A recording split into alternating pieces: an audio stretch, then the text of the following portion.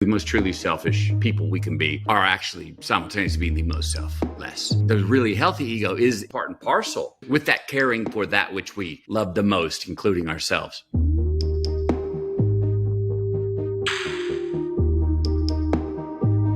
I like your t-shirt today, Mr. Holiday. A little Iron Maiden Thursday. Come on.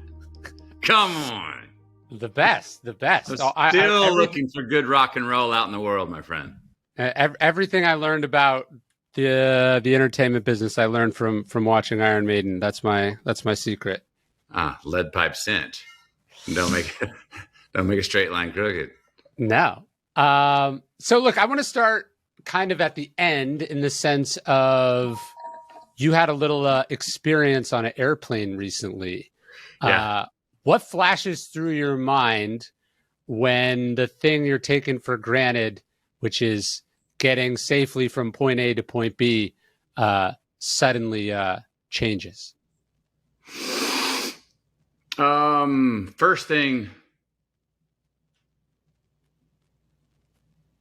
let me get an eye line on the flight attendants. Yeah. Because I know they're trained to look calm and together. And I've hit turbulence before where I'm like, whoa, whoa, whoa, whoa, whoa, whoa, whoa. But then you look at the flight attendant and you kind of measure. And you're looking for their indirect wink, like it's okay or shit, right? Yes. Well, there was no, there was no wink. Everyone was like, and the flight attendants were somewhere, down, getting themselves back up together, and were really scared. You saw the fear in their eyes. I immediately, without thinking about it, put a hand out to my wife, Camilla, and held her. We held each other here, my left arm, her right. You kind of hold your breath. Some people were laughing. And it was it was almost a nervous sort of shock laughter is right. what I understood afterwards. And when it happened, there was no seatbelt warning prequel. There was no warning before it happened. I'm lucky I had Camilla and I both had our dinner tray tables over our waist. And when we went up, that was the hinge that held my feet went up and my torso went up. And that was the hinge that held me at my waist. And then I remember looking up and seeing there was a glass of red wine just floating in this beautiful shape in the air, standing still. And I was in Inception for a second. All these plates and everything just slowed down to, about 300 frames a second. And all of a sudden it just floated 1, 2, 3, 4, wham! And on the slam downs when everything just gravity came and everything dropped. And it was a lot of those, you could hear a lot of steel on steel. A lot of those, they had just gotten the service carts out, which weigh a lot. And when those came down behind us, you had heard then you started to hear a little bit of some screaming. Again, look at those flight attendants. What's the look on their face? Another like the third in charge if one of the pilots went out, came out, and he was very discombobulated. That's when I knew it was serious. Then it was, oh, geez, our friends tell us all the time that if you can, fly separate as a husband and wife if you can. Yes. And we had that deal. Yes. And Camilla was like, maybe we ought to say that. We'll talk about that later. Let's see if there's another one coming. Let's see if there's another hit coming. I didn't start to go down a list of like prayers. It was more deal with the immediate moment. What do I got? I didn't go like say Hail Marys or anything like that. Like, this is the end. So now let me, what I say on the way down. It wasn't that. Oh, look, I was fortunate. I had a friend, Matthew O'Hare, riding to the right of me with the pilot, and he had the radar on his iPhone. It was like, yeah, we're just on the left edge of this thing. I don't know why we didn't get further left. We got to get off the berm of this storm. It's right here. And we're still not out away from it. And right about then, bam, another one hit. Now the seatbelts are on, so it's a little more secure. And then, being a beginner, intermediate engineer, my question is there structural damage to this plane? Because that was as big of a jolt by Mother Nature as I've ever felt on a piece of steel flying through the air. And enough where I was like, I don't know what could withstand, at least not being bent, in my mind. And he goes, oh, no, don't worry about that. These planes are tested to such a great strength that there's no structural damage. I was like, okay. And then the dust settles. We see on the radar that we're out away from the storm. Some of that laughter I heard in the back turns to tears and moaning and crying.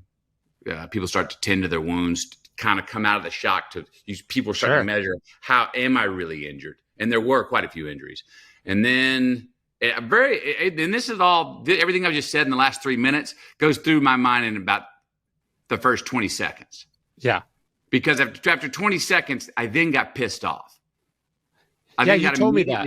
I then got immediately mad and was cussing and going, man, and I got another pilot to my right with the radar going, we could have just headed off west and taken 10 more minutes and missed it, but we did. And so now I'm like, that was avoidable.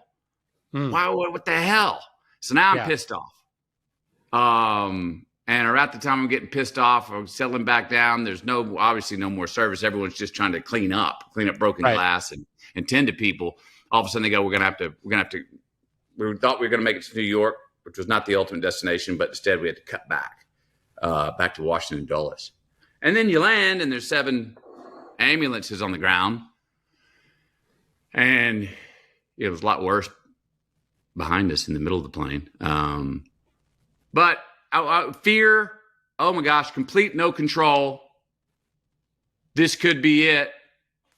Let me hold the one I love to the left of me. Yes, if this is it, it's been written. I love you. Here we go. I got you. Wait a minute. This is bullshit. It kind of went into that. That was it. That was about the real time emotions. Yeah. So there's a moment of acceptance where you're like, I'm just a passenger on this plane. If it goes, it goes. Yeah. There's a moment of, look, I've said that about planes before and why I'm not nervous flying, why I'm still not nervous. And I've flown since and why I'm not nervous. I'm just like, dude, I know that if the shit does hit the fan, I'm not next in line as the best pilot. Yeah. So therefore I'm out of control. Therefore I'm going to relax. Now, if I was a decent pilot, I'd probably be a lot more nervous on planes for thinking at a moment like that, oh, am I up? Yes. It's time to put me in, coach. Now I've got a reason to have some nerves. But no, there's a moment when that happened and I'm like, yeah, seatbelt, no seatbelt. I'm not, if this crashes, you don't hear many where you go, well, the ones with the seatbelt survived in the plane crash. Yeah. Less injuries in the cabin for sure. But this is one of those like, oh, if this goes down, let's just. My mind immediately goes, was this written? Yes. Was this written or is this random? And I pretty much go quickly into with that situation. I had a moment of, this was written. This was the narrative of my life. This is it. This is the narrative of everyone in here's life. It could be if this is what happened. If we go down, okay. And then, within that 30 seconds, I didn't go back and deconstruct 53 years of, did I do this? What would I do different? Oh my God. It wasn't a deathbed deal. Like, what do I regret? And no, it was just like, whoa, this could be an abrupt exit. This is completely out of my control. What will happen is going to deem what happens to me and everyone else on this plane. Yeah. And we may be exiting this life. That understanding did go through head and body. It's an interesting metaphor. There's a line towards the end of Meditations, which Marcus Aurelius is probably writing as he's getting close to death. He goes, look, the curtain's coming down. And he goes, but wait. And he goes, hey, man, this play's only got 3 acts. Like, that's it for you. And there is something about that, I think, where you can go, hey, it was a pretty good script. I had a good part. I played the shit out of my part. If you can't, maybe something different flashes through your mind in one of those moments. Yeah. I wonder, because it's not a, like the circumstance we're talking about, very different than someone fading out. Yeah, sure. The last 10 years or knowing the curtain is being called on their death. And there's a lot of room for deconstructing where you've been and memory to catch up and judgment. And a lot of people find faith in those last years where maybe they didn't have it before. In my circumstance, obviously there's no time for that kind of abrupt realization. There's no time to go back and like do the grade. Mm-hmm. There's no time to go. It would have been very arrogant to say, "Oh, you know what I regret, honey." It would have been like, "No, dude, keep it to yourself." Was still a bit of that, hey, quit praying, get your ass up, well, let's run from the tornado. It was like, what do we do? What can we do? I got you. I'm holding the hand. It wasn't much time to get objective about the situation for me. Sure. How quickly you land on the ground, you got all your arms and legs, fingers and toes. It's the least bad version of what could have happened. Mm-hmm. Do you have a moment of gratitude, or does the anger prevent the gratitude? Do you feel like a second lease, or no? Yeah, right. Well, I'm sort of parlaying gratitude and I'm still pissed. I'm still going, not pissed at the inconvenience that our whole trips and plans are thrown off and we had to land. We're going to go figure out where we're going to, just like, damn it, that was freaking unavoidable. So I start going through stereotypical scenarios that are in my own head about why would someone do that? And I go back and I remember before we took off, the pilot coming on going, sorry, we're leaving 15 minutes late. I'll try and make as much time up as we can get to it. And I'm like, are they running on a protocol? They're running on a time. Did the pilot know it was avoidable and said, no, I'll just skirt the left berm of instead of losing 10 more minutes and getting clear away from it? I don't know. You go through these stairs, but I'm just pissed because it was unavoidable.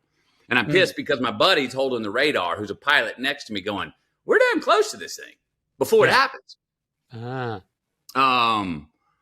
So I'm mad. And then I'm like, look, Camille and I sat there at the end of the night when we got that little room in the motel and put a little food in our belly and took a few deep breaths, called the kids and had a little, didn't say, oh my God, how are y'all? Didn't overdo it and exaggerate and get sentimental. But we were like, boy, your mother and I just had an event happen tonight there that shook us to the core. We are playing almost, and they're like, we saw that on the news. Y'all were on that.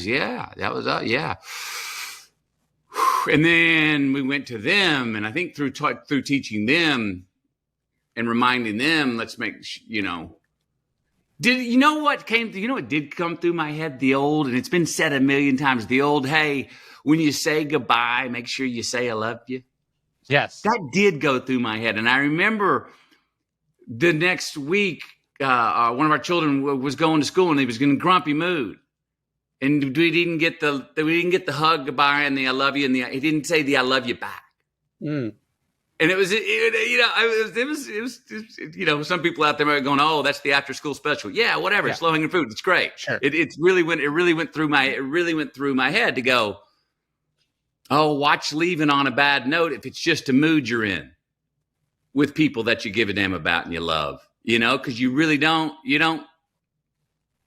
know. And that exit, that last moment will some people I've heard will, regret that. The ones that live on the side of losing someone where it didn't end up, they regret that last moment was that. Every time could be the last time. Yeah.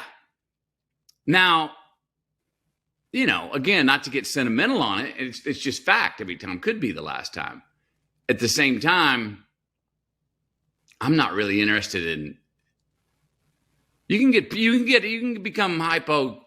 Sure. Chondriacal in that, if that's a word. You can become really kind of paranoid and kind of hovering and cocoon yourself and your loved ones for that, and kind of all of a sudden, you don't want to go out there. I've seen people do it. You don't want to go out the door in the morning for fear of this could be the last time. Sure. Or no, don't go out there. And you see children get sheltered, not have experiences because they never skinned their knee or break, get a bruise or what have you, to go out and figure it out on their own or come home scared. Yeah. But it's true. Yeah, every time it's a risk. Yeah, especially I think coming out of COVID where you had all this time where you kept your kids very, very close. I know I did. The acceptance of bringing risk back into your life, right? Because every time you get in a plane, every time you get in a car, every time you do anything, there's a risk. And you can't live your life that way. But I do think you have to because it could happen. It doesn't mean you shouldn't do things, but you probably shouldn't leave any loose ends untied. Are the risks higher? Because they sure feel like it. Or are we just sort of coming out with virgin wings again, engaging with risk, and it feels brand new and it feels exaggerated again? I mean, it does feel like, look, I certainly think a media environment where you can see real-time images of every horrible thing that's happening anywhere in the world exacerbates or perhaps brings to the forefront risks that maybe otherwise you wouldn't be considering. But, you know, there's a war raging in Europe. You know, there's a great power struggle between the U.S. and China. We live in a country flooded with assault rifles. We're just coming out of a pandemic. Life's scary, stuff, man. Life's scary. That stuff's on the scoreboard for sure. Yeah. You can't let that paralyze you, but it should. The reality of those things, I think, or lesson from, you know, what you went through is, don't leave things hanging. Don't leave things undone. Don't put things off to the future. Right. Take the opportunities while you have them, because you never know. Yeah. And, you know, why things become, things like that event, what happens on something, it does sober you up in a way, more sober than you maybe were before. And you do think, because it becomes directly personal. And you look around you, and the things you love and care about are in 8K. Yes. Or maybe they were just, you know, they were HD before. I mean, it becomes it becomes more personal, and you do care for it more. It has more meaning. You have more gratitude for it. I saw this thing. This guy was sitting in his living room, and stray bullet comes through the window, buries in a book behind his head. Actually, in Tim Ferriss's Tools for Titans, I think, just right behind his head, just sitting there. Bullet gets buried, you know, misses him by a couple inches. He's not in a war zone. He's in his freaking house.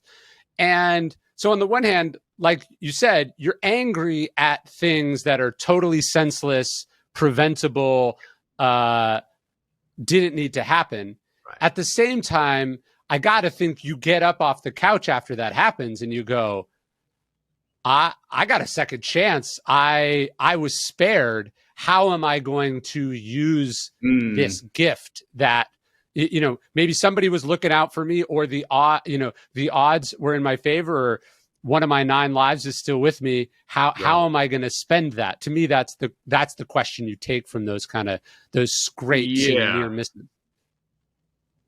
Yeah, and how quickly, and how long, for how long, and how much is that just a New Year's resolution that by February we've forgotten? Yes. And how much does it go, no, it's opened up a truer, more glorious and beautiful perspective that is that is real, that I'm going to make sure I remember when the lines get fuzzy again, when everything seems like easy street and I've got nothing to defend and it doesn't seem so personal and life's just a song. Yeah. Right. It does fade quickly. It does fade very quickly. You get the reminder of memento mori, that life is short, that you're not in control, that you're a passenger. Someone could write you out of the play at any moment. But then our sort of natural ego and self-centeredness and comfort, it creeps back in pretty fast. Yeah. I mean, you know, you and I've talked about it. I'm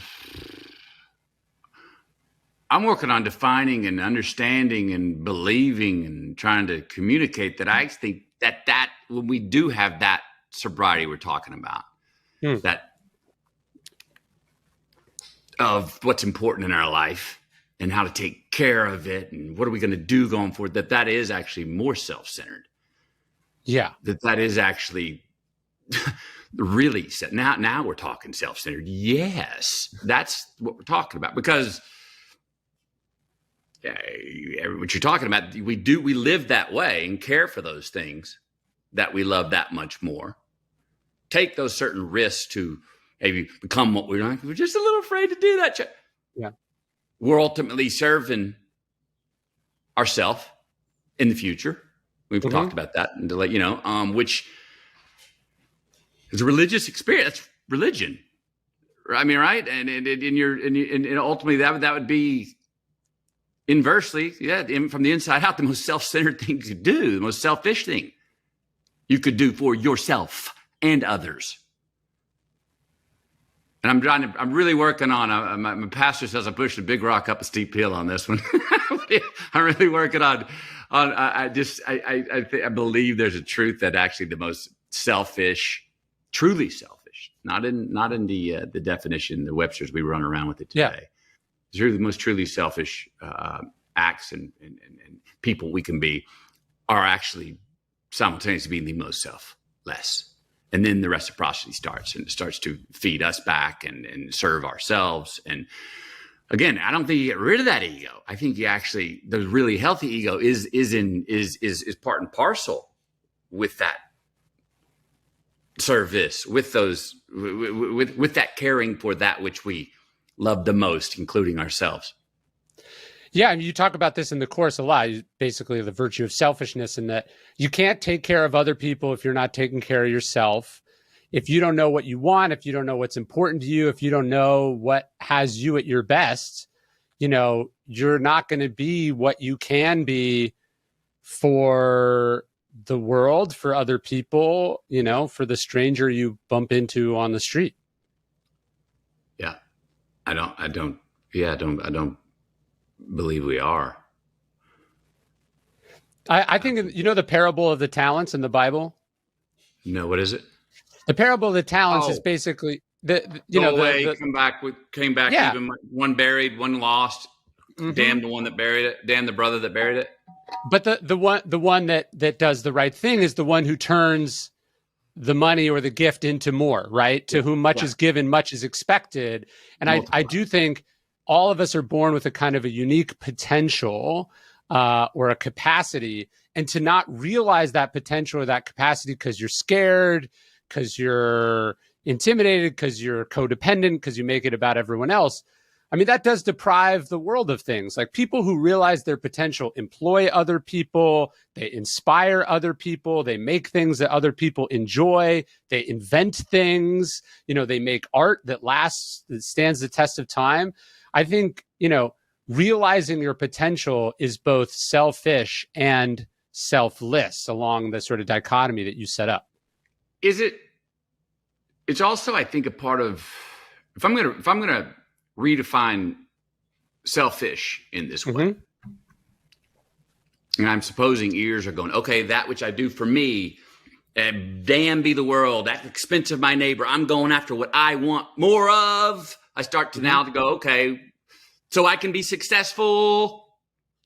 Maybe we got to get in there and start redefining what that word is. Success. What is it? What would we be doing if we're doing all for ourselves? That's part of what my redefinition of selfishness. Okay, what are you doing? Our definition of what we call selfish today, when we say, oh, that's a selfish thing you're doing. Yeah. I argue most of them, no, it's not. It's not a selfless thing they're doing, but it sure as hell ain't the best thing for them. Yeah, sure. They're not serving themselves with that idea, with that immediate gratification, or that burn bridge, or that lie, cheat, steal to get what they want. And they got it. Yeah, you got the trophy. Okay, but man, that's like transient. That's not selfish. That was like kind of foolish. You kind of put yourself in a corner, bro.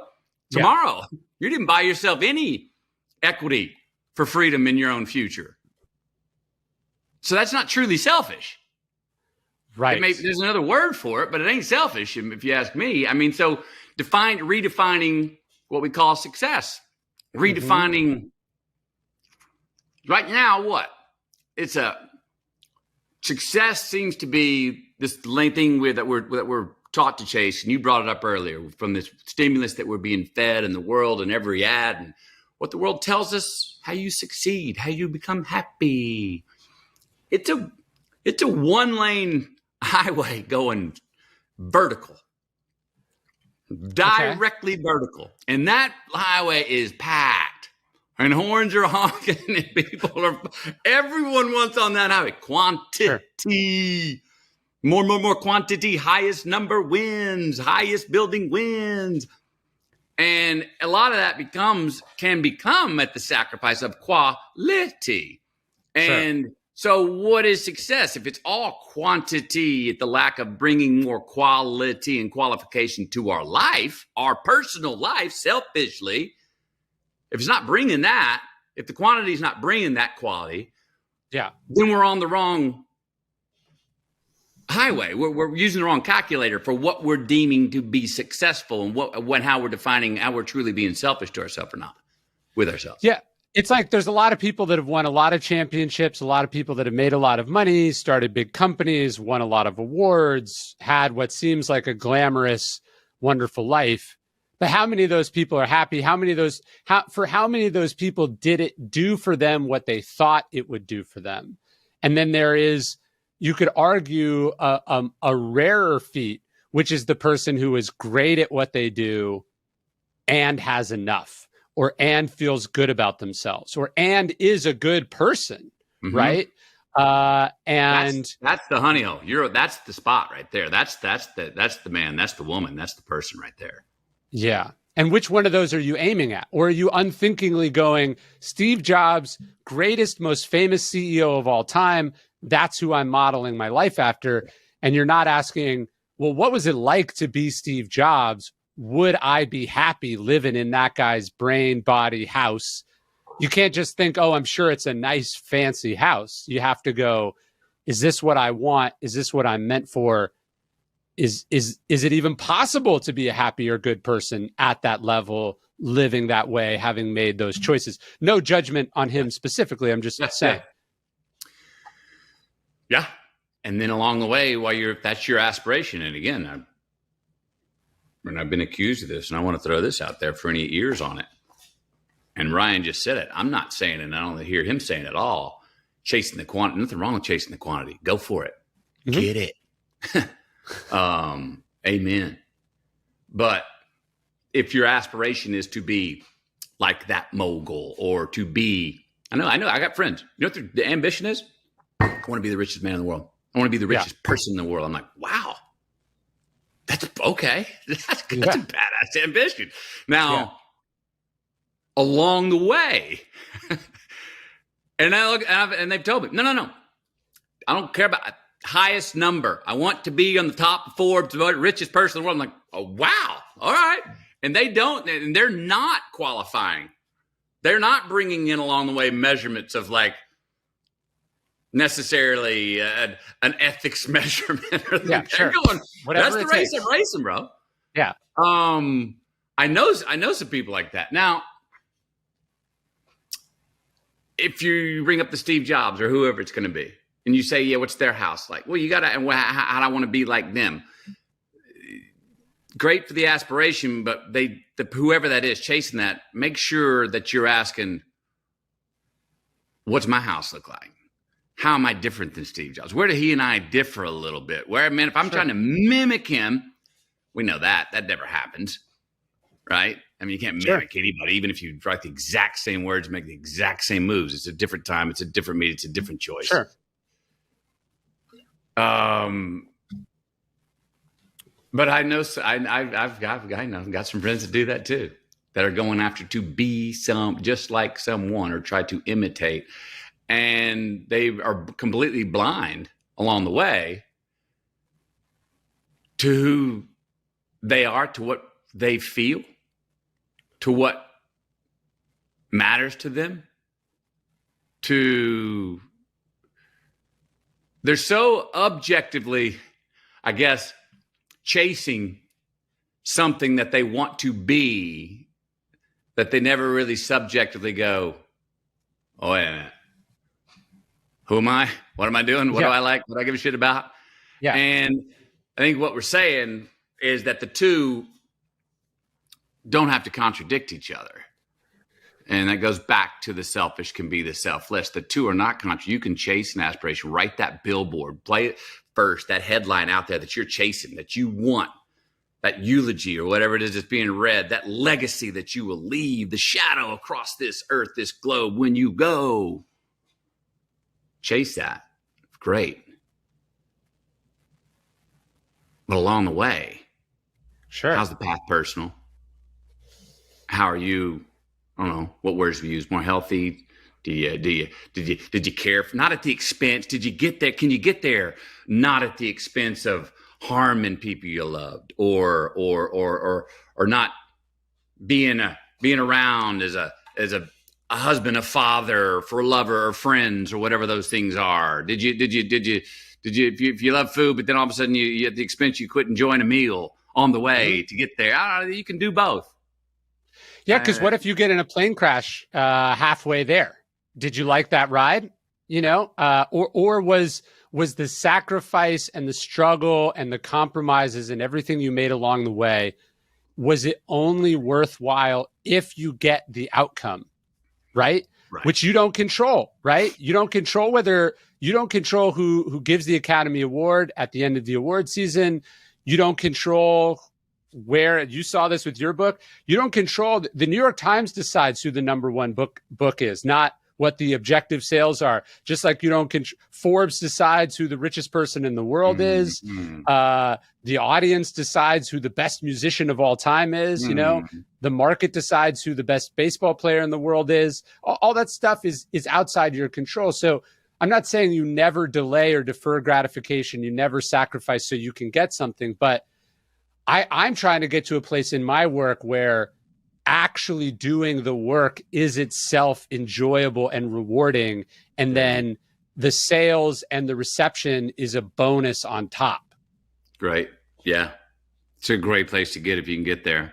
I've been there. It's hard though. It's hard. I've been there a few times.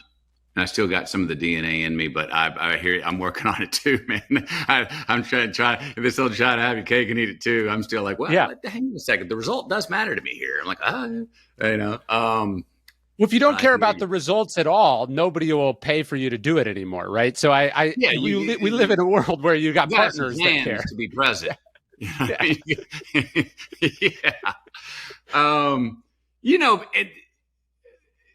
Let's admit this though. I can even say that as for me, but at least this is true. I think the amount of times that the result of the getting of what it is that you wanted, the actual capture proof, being what you thought it was going to be, or giving you what you thought it would give you, it doesn't happen that often. Now, I'm not saying it doesn't happen. Sure. Because I've had a couple experiences in my life where actually, when I got to the top of that mountain or through that proverbial door and got that prize that I was after,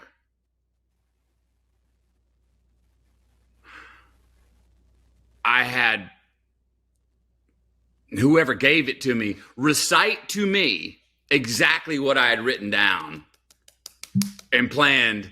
Yeah. Said, and when I get there, this is what can be said. This is what I'll get. And I was like, did you get my mail? And they didn't get my mail. But I'm like, that's exactly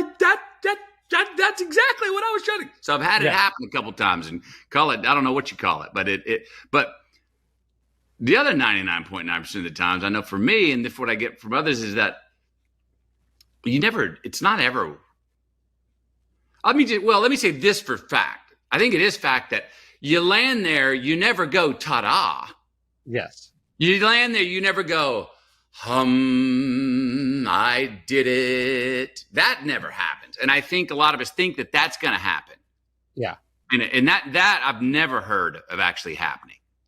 Yes. And I don't believe does. You immediately go, oh, well, I've just handed the baton off to my higher self, and I've still got, I can't even see the ceiling. I'm just getting started here.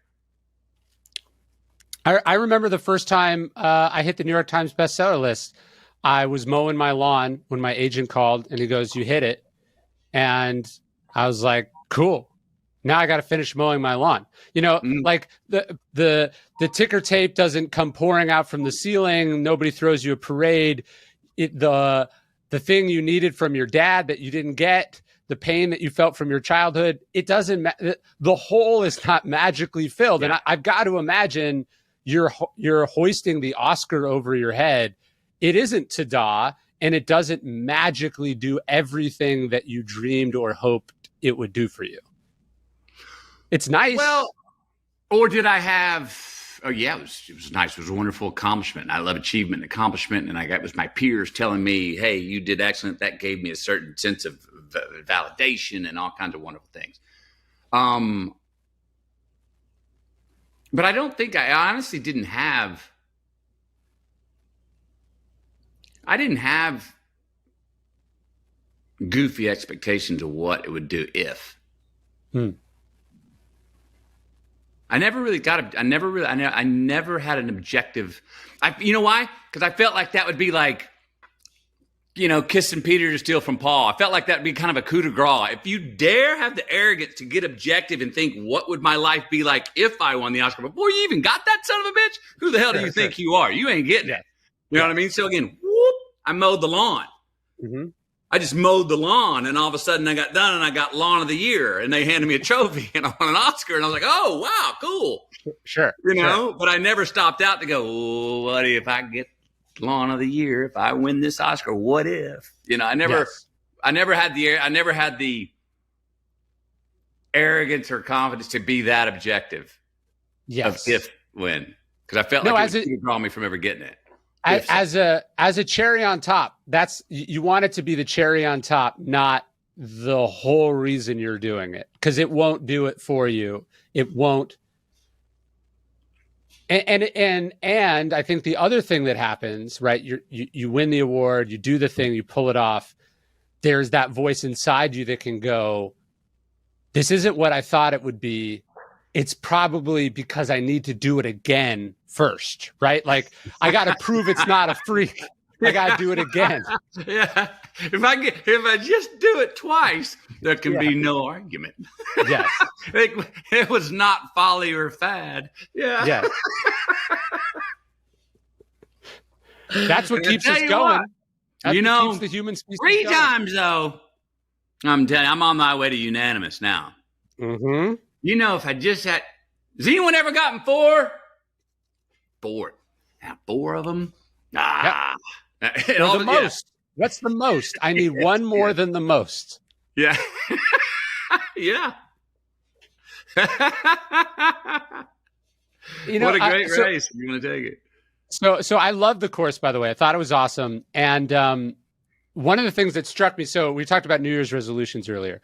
My New Year's resolution this year with my wife, we sat down and we're like, the word of the year is less, just across the board, less.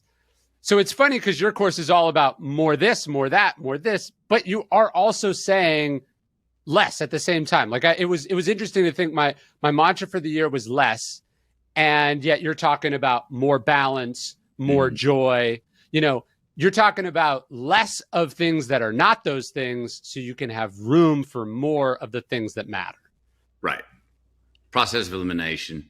Yeah. Addition by subtraction. Bingo. Yeah. Less, we know it, less options. Sometimes can less, we've talked about, too many yeses make a tyrant out of anybody. Too many options. Oh my gosh. Well, we got paralysis of analysis. Just make a freaking decision. You got a white t-shirt, you got a black one. Put the damn thing on, go. It doesn't matter. Oh yeah. Right. Less conveniences certain times. Oh man. These conveniences are causing me anxiety, bro. My car. I'm afraid to touch anything in my damn car. Why does my phone keep switching over? Did you just run into my conversation because you were sitting in the car and I walked in the driveway? Why did it switch over to the speaker in the car? This is a private car. What the hell's going? No, I want to be able to manually put that back like when Iron Maiden was on. And I don't want to be nostalgic about it, but I want to say, whoa. Things are getting, I'm over-engineering my life for convenience. Less complexity. Things. And actually, I got too many, I had this conversation with a friend the other day, and he and his wife were talking about they're very successful and they have a lot of staff, and they go to counseling and these things, and they said they come to dinner, and when they do sit down for dinner, they go, "So how are you feeling today?" And all of a sudden they said we started sounding like our counselors, our therapists. Yeah. And all of a sudden they looked at each other, they noticed, you know what? We've lost dependency on each other. We have so many people doing so many things, and we go that we have no dependency. Whoa, I married you. I love you. I want to be dependent on you. And she was like, oh, I want to be dependent on you. And we're like, we got to get rid of some of this stuff because everyone's doing so much for us, and we're starting to sound like them. Right. Dependency can be about more dependency and reliability and more love, and that joy can be about having less of a lot of the things around us. Can be about saying no. No is as important and more important than yes in relationships and in life and career a lot of times. Yeah. You say no to some things, and by extension, you are saying yes to other things, right? And when you're saying yes to everything, you're also saying no to a lot of invisible stuff up the road, stuff you haven't considered. You don't even realize the stuff you're pushing out because of all the yeses that you're saying. What's the great no you shared with me a few weeks ago? What did I say? Which I've gone out and quoted you. By the way, I didn't. Oh, what did I say? Steal it. I always said I've had to say certain acquaintances come in the bookstore, what have you, and they'll want to talk, and I have a certain limit I can talk, and I have to tell them, look, no, I have to go because I have some really good friends that are here, or my family's here, and if I spend this time with you, I'm going in the debit. I'm getting less of them and giving less of myself to them, the ones, and I need to nurture those relationships. So great to meet you. I don't want to be rude. I know you're thinking I'm being rude maybe, but I got to go give more to what I really care about. Yeah, because I feel like who is first on the chopping block when I say yes to stuff? It's my kids, my wife, and then it's usually something pertaining to my work or my health, right? So when you end up saying yes to this random stranger who doesn't know how to exit a conversation, or you say yes to getting sucked down some social media argument that you don't need to be in, you're saying no to the 6-year-old who's not going to be a 6-year-old that much longer. Amen. Yeah. I was going to ask your advice on something pertaining to kid stuff, because I was thinking about it. You have a cool life, right? You could accept jobs all over the world. They're usually in exotic or cool or interesting locations. You could take trips. You could afford to go stuff. How do you strike the balance between a cool life and a stable, consistent, balanced life? Yeah. Well,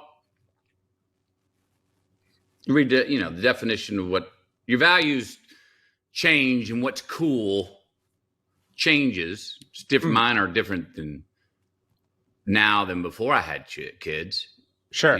Was it cool before Camille and I started a family that I could have a dream of Africa last night and head out there today with a backpack with a one-way ticket and say, I'll be back when I get back? That was cool.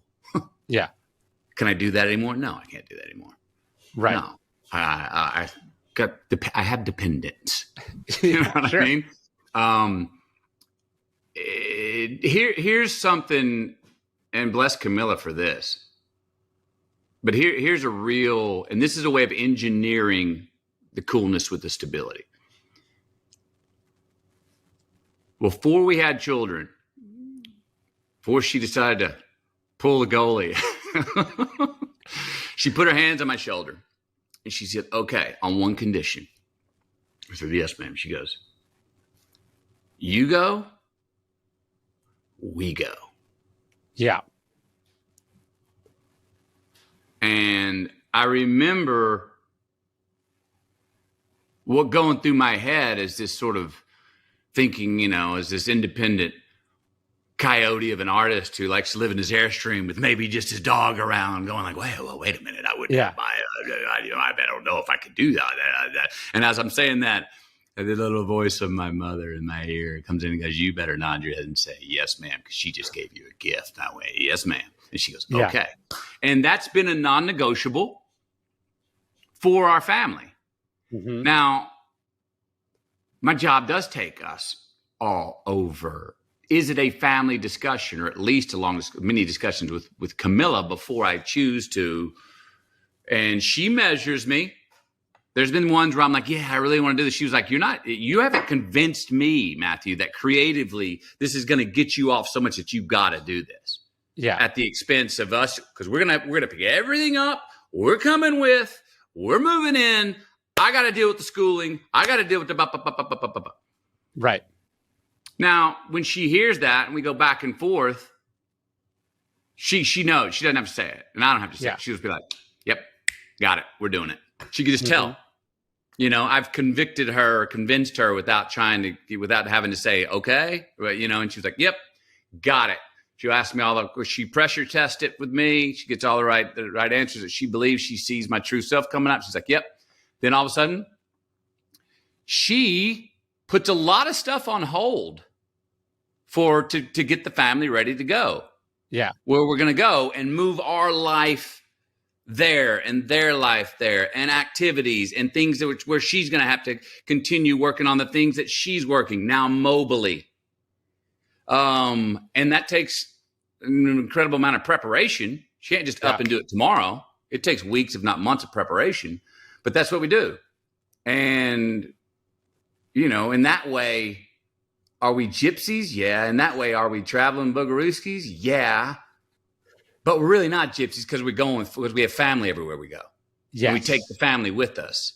And people are different colors, and there's different languages, and there's different cultures, but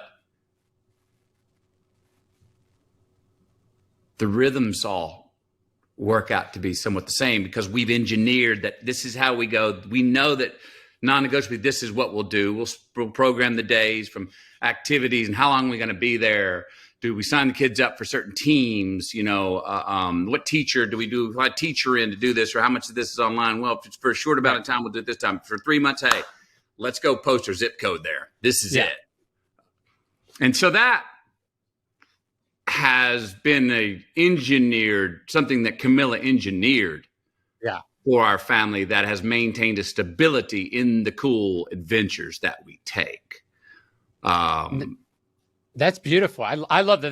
That's my dream too. And I was just thinking about it because I had to go to New York for the launch of The Daily Dad. I was going to be gone for a week. They sort of stretched it out. And I was like, it felt weird to put out a parenting book and then leave my family for a week, So I was like, we'll pack up the whole wagon and we'll all go. And it was awesome. We spent a week in New York. We did a bunch of stuff. And then, so they missed a week of school, and then one of them came home sick, and then he got the other one sick. And then, it took we were gone for a week, but it took 3 weeks to get back into the Texas routine. Right. Yeah. And so I was struggling with what you talk about in the course, which is, was that selfish or selfless? Like, my instinct was, I want to be around my family. I don't want to miss them. I want us to spend time together. Or was actually the more selfless thing be like, sorry, I got to be alone in a hotel room for a week doing my thing. But they're rooted and they have their life. So it's a tricky balance. It goes to what else are you talking about in the course? It's a balance. Yeah. Yeah. I mean, and there's a consequence with both those choices, Yes. Look, I had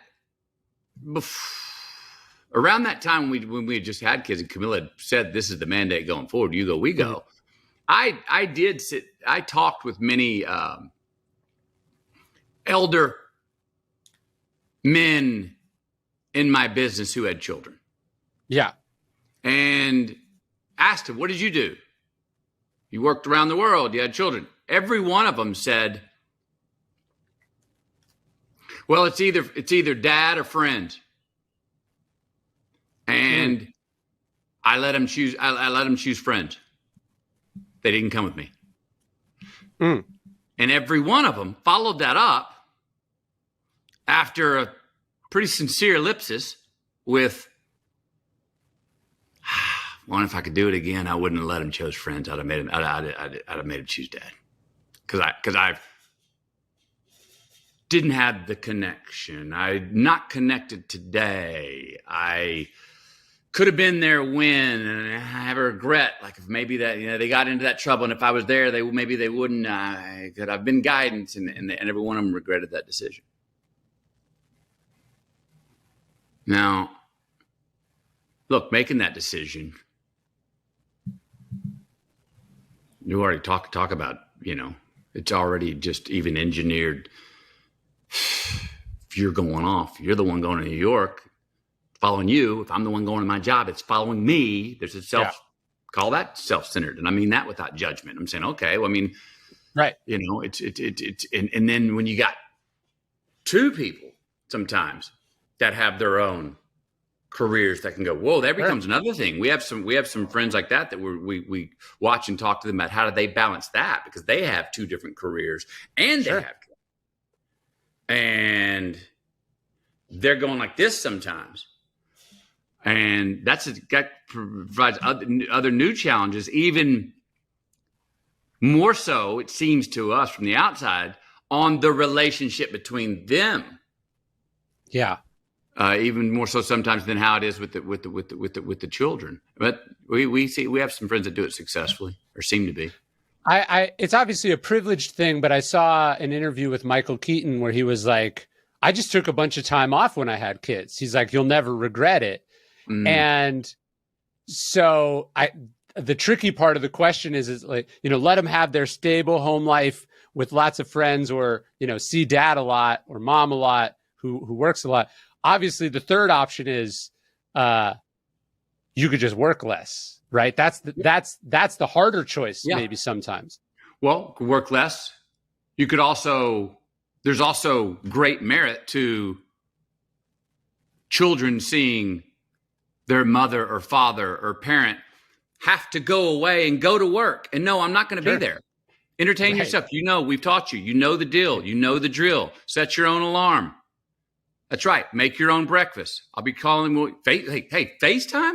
Thank you. Yeah, very, very, very helpful. Much more than a phone call. Yes. Has nights when I'm away where I can just be put on FaceTime on the kitchen island while they're making dinner, and in the background walking around just being like, yes. Oh, okay, it's not thank the you. Same, but it's in the ballpark. It's in the ballpark and helps. Yeah. And when I walk in that door 10 days later, because of that FaceTime and being around in that ballpark, it's not, oh my God, where have you been? It's hey, there you are. Great to see you. It's not like you went away and came back and, oh, you look so different. When'd you grow the beard? It's kind of, you know what I mean? Sure. So it helps. And there is value, obviously, to our, children seeing their parent go to work and go, no, you actually can't come. Papa's I've got to, whether it's me going to the set or you going like, no, actually I need to, you can watch. And what's dad doing? What's mama doing? Well, what they're doing right there at a very basic level is what's putting food on your plate. That's what has that place that we have that puts a roof over it. And then you can extend that conversation to, how else we get rewarded for going and working or doing good work or having a talent at a craft that is in demand and that you can supply. So there's value in that as a child. So I'm not saying, that works. You said, Keaton said, didn't work. Stayed with my kids. I mean, no, I know I could be a better dad. But even if, look, we just, summer just started. We'll have today. I won't spend every daylight hour today with doing things with my kids. They got some friends over. Sure. They're going to do their things. They might invite me in. I'll be around the conversation. It's kind of it's being around. Yes. It's being around. It's not like I don't feel like, okay, we got to go to Six Flags today. Quality time. Yeah. Yeah. Yeah.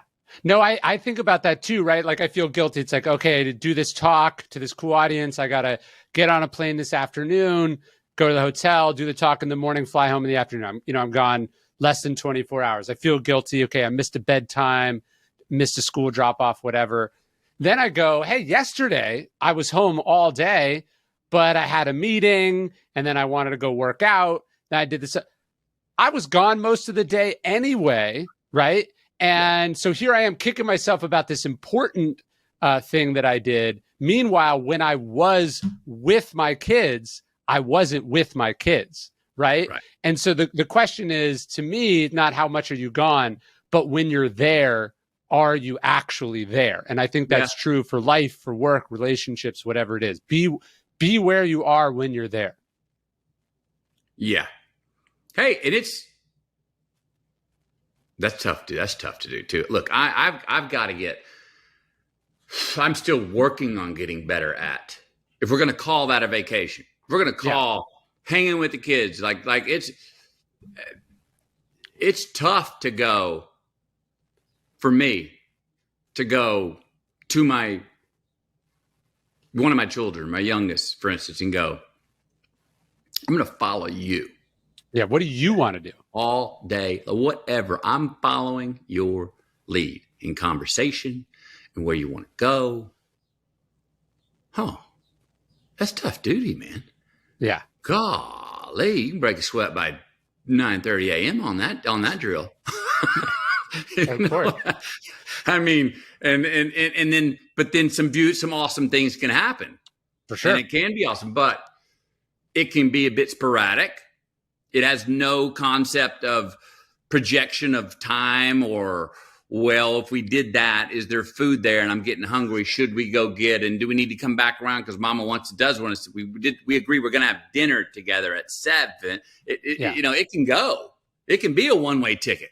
And I've taken a few with children. You go like, how did we get out here? I don't know how good thing we got a full tank of gas. We can get back home. But we just followed your bliss all day. And it was great, but it doesn't have much construct around it, which is, I think, part of the additive of why it's also can be great for us, but you can't do it. I mean, I have trouble doing it. Just, I have trouble doing that for a full day or over and over,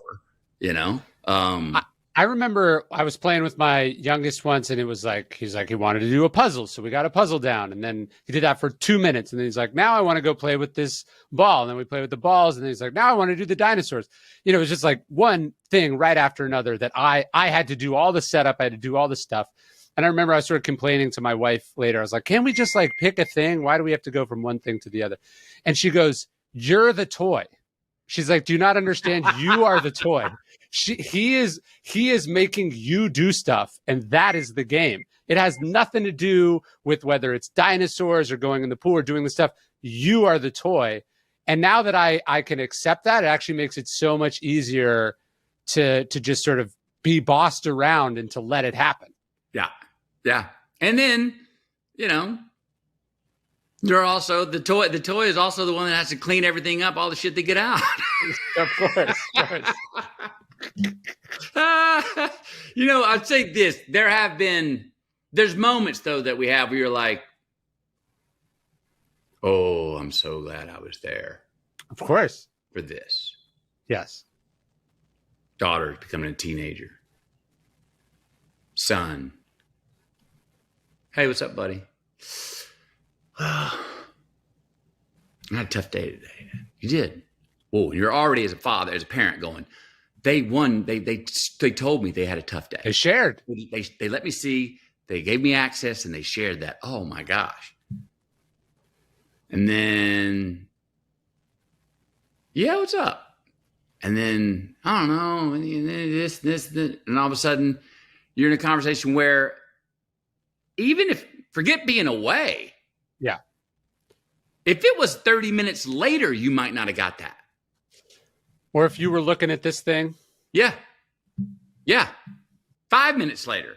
Or if you were there and doing something else that and there's certain, and then they ask a question. You know, those beautiful and awesome questions that we get as parents, the ones that go immediately into our ears and through our brain and tell us on a cellular level, this is a great opportunity for a great answer, because this is my answer is shaping the lens with which they will see the world through for the rest of their life.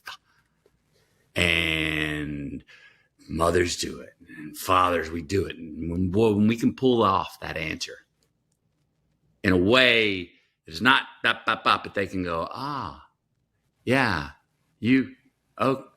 okay. And you got them. You're like, yes, that's my favorite sort of parenting moment. And that you got to go. There's been some, because some of those, when they come late at night, you're like, those are green lights, man. Talk about a green light. Yeah, big ones. And you, because you can tell. There's a lot of times, teaching our kids, and I can tell it's going in one ear and out the other. And there's some times where you get access and they have a conversation and they invite you in and the conversation continues and they follow up on it days later or weeks later. Or as every other parent says, they all follow up on a lot of stuff we didn't think they caught once they're out of the house at 1920 and come back and go, I remember that. Like, you remember that? But boy, when it happens in real time,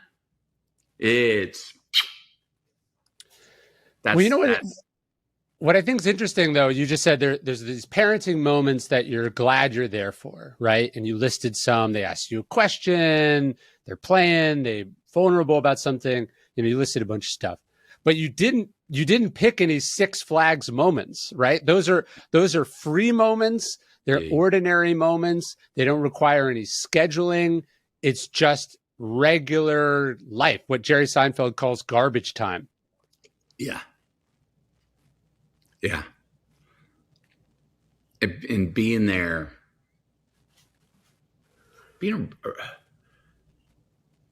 there's something also, it's not just with children, but with friends and lovers. Parents, of being just in the same room, in the same house. Yeah. Passing by each other without saying a word. Yeah. But knowing you're there. I selfishly have my office very close to my house, like real close. I can't help it. I like to get just the faint ambient sound of my kids laughing or the home life happening right over there. Just an earshot. Just totally. For me, if I'm too far away from it, I'm kind of looking, you know what I mean? I'm kind of, now, and then do I go, hey, when they come in the door, like we started this conversation, my son comes in looking for the iPad. Do I go like, oh, does it go through my head? Like, remember I told you last night I was going to need this at 8 a.m. when I didn't take the iPad. Yeah, it does. God all goes through my head, but I loved it. Comes in and looks for it. I'm like, great. Being around just for a look, a smile, a walk by, an arm around, a kiss on the forehead. Hey, I'm making so-and-so for lunch. You want any? Oh, that's the best. Yeah. Oh, you want me to toast that bread? Ooh, yeah. Butter, olive oil. Butter. When they ask you to get them stuff. Yeah. Have you read The Boy, the Fox, the Horse, and the Mole? Have you read that kid's book? No. Oh, it's incredible. I'll send it to you. I carry it in the bookstore. It's amazing. It's by this guy, Charlie Mackesy, who's this brilliant illustrator. But there's this line in it, and the kid says something like, sometimes I find it hard to say I love you, so I just say, I'm glad we're all together. That's it right there to me, right there. Same room, you can hear them spending time together, even if they're on the iPad. We're supposed to feel guilty that they're on their screen time. I don't give a shit. No. I'm just glad we're all in the same room. I hear you. And then and this is one I'm enjoying recently. So our kids are close enough where the boys compete. All right. Yeah. So there's a little sibling competition, sort of like anything you do is like, I'm going to belittle it. And, and oh, that's not cool. But to hear my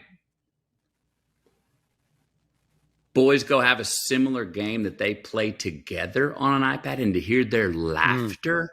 Yes. And they're using the voices and and then talk about, remember that time when you did the thing, and hear them going over there on the side going, yes. Mm-hmm. And sometimes that is on an iPad, or sometimes that is on a video game. And but it's that I've seen that also. If that's after the sun went down, I've seen that lead to,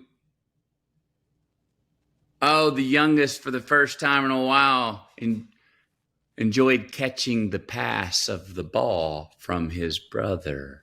Yes. And for the past few months, he'd catch it from me. He didn't want to catch it from Big Bro, though. Yeah. Because he's throwing it. I don't want to catch his pass. But now, because of that time they had last night where they laughed and came together, some music or that game, now, first thing in the morning, they're out there throwing passes of whatever ball it is in the backyard.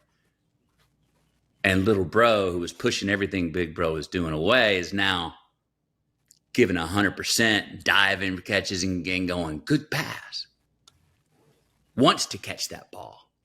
For Big Brother. Doesn't want to drop one.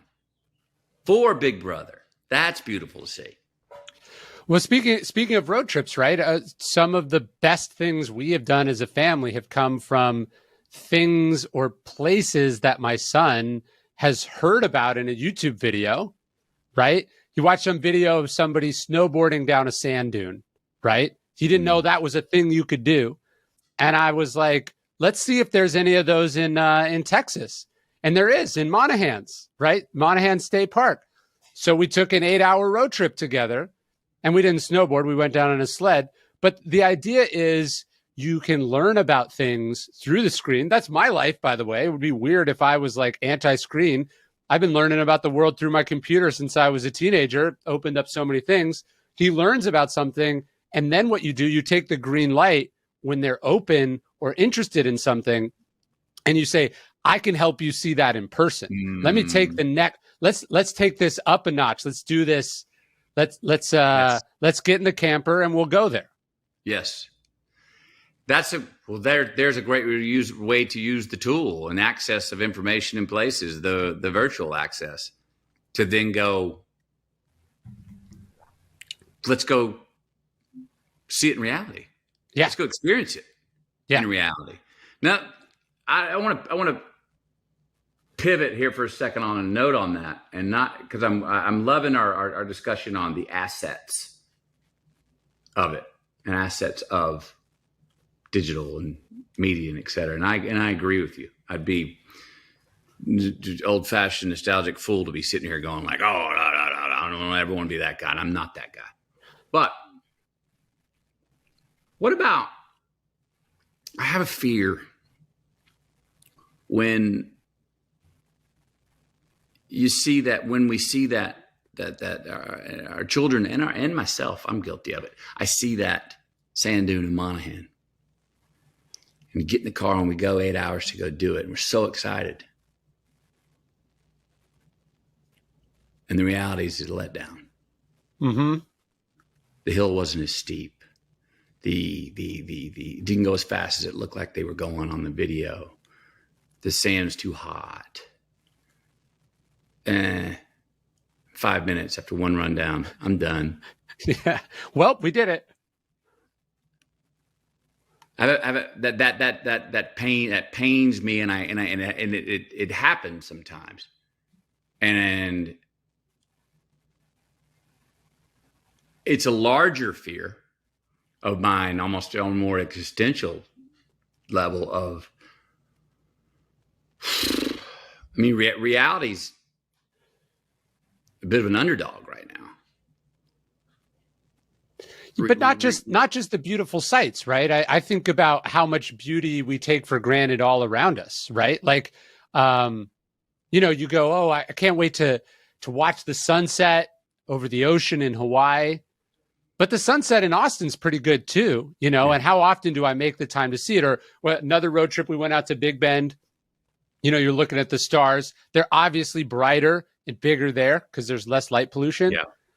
But I was taking out the trash last night and I looked up and I was like, fuck, it's pretty good at my house too. I could look at this every single night, but I get distracted. I'm too busy looking at the ground or at my phone.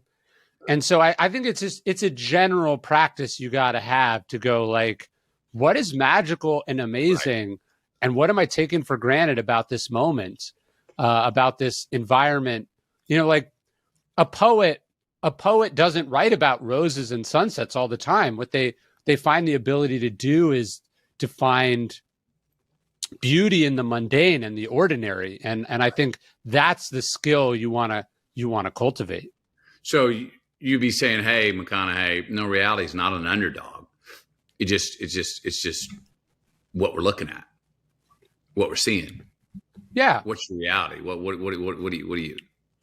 What are you seeing, or how are you seeing it? Well, you know, I was just telling this story recently. You know, the movie Gladiator, one of the greatest movies of all time. And I don't know why it didn't hit me until I was rewatching it, but the opening scene in Gladiator, right? Maximus is standing there, and it's cold. You can see the steam coming off the ground. He looks at this branch. A bird lands on it. He touches the wheat bending low under its own weight, to borrow a phrase from Marcus Aurelius and the Stoics. It's this beautiful scene, right? You think it's beautiful, and then it zooms out just a little bit, and you realize he's on the front. They're about to fight this terrible battle in this nasty, violent place. And to me, I love that idea. You think about movies as a metaphor here. You choose the lens, right? The zoomed in lens, it's beautiful. The zoomed out lens, it's not beautiful. But sometimes it's the opposite. Sometimes you're too zoomed in and you got to zoom way out and you see the beauty. It's all about the lens and the angle of the camera that we decide to look at the world. Amen. And our aperture. Yeah. Yeah. Yeah. I mean, I love that. I would say that myself and most of us, if we're going to say which one of those should we start on, would be, I think it'd be most healthy for us to move forward with wider lenses right now than close up usually lenses. You know, my brother, I got a brother Rooster. He got the cataract surgery. I forget what it was on his eyes, and he hates it. He hates it. I'm like, why? He goes, man, I miss all the fuzzy edges, man. You get all these damn details, man. It's like, oh, I got anxieties I never had before.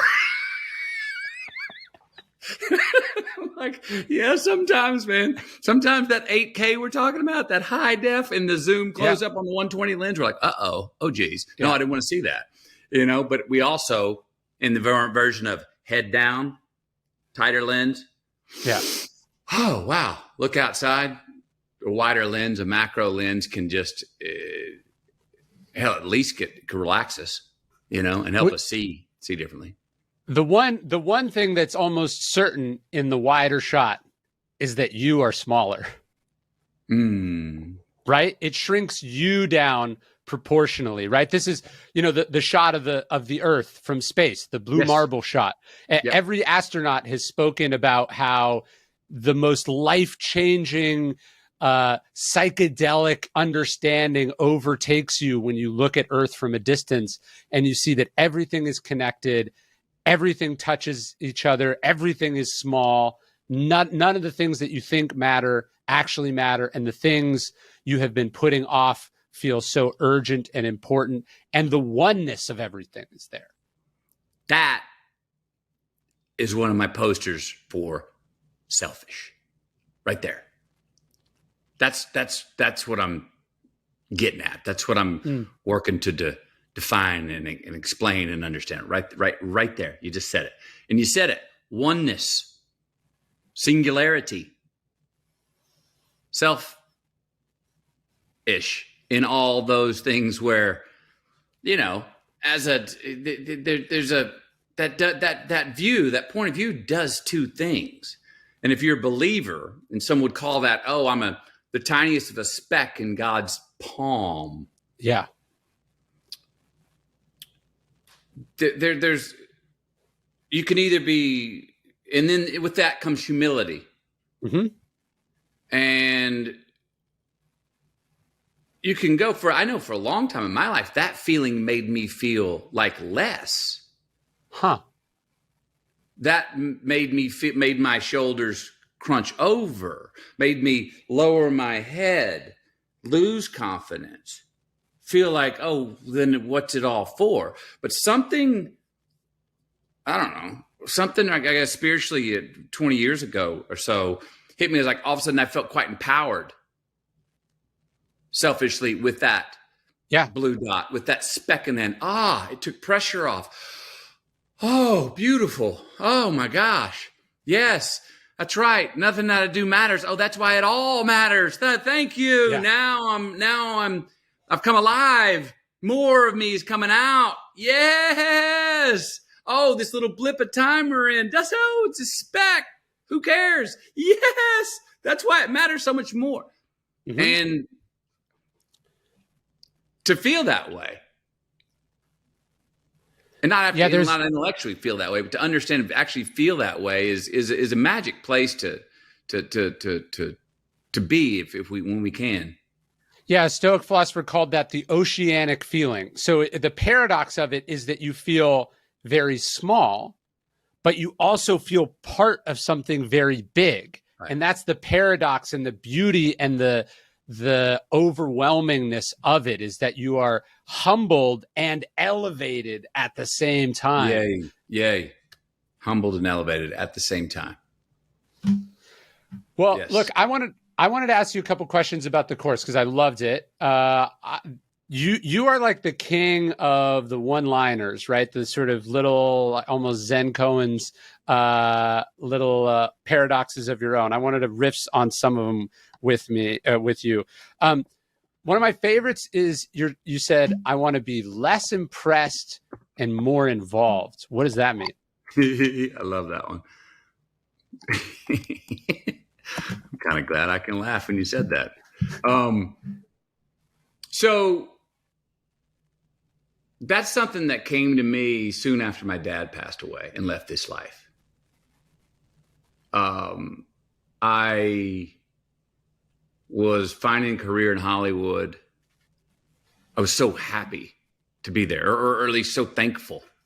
This is that line of where we got with gratitude, that an over-exaggeration of it, a reliance on it, can become a debit. I had reverence for where I was. People. Wow. Possible. Stardom. Successful actor. Fame. Whoa. And to the extent, and I had a conversation with one of the Coen brothers, and I've always loved the Coen brothers. And I was just telling Joel this story the other day. It's like, I had a meeting with you and your brother and John Malkovich early in my career. He's like, oh, you did? He's like, oh, yeah, I remember that. I go, probably easy to forget because I was an absolute dud in that meeting. I came into that meeting with such reverence for you and your brother and Malkovich, and I was at the table. And I mean, the natural gap to enter the conversations, I was like,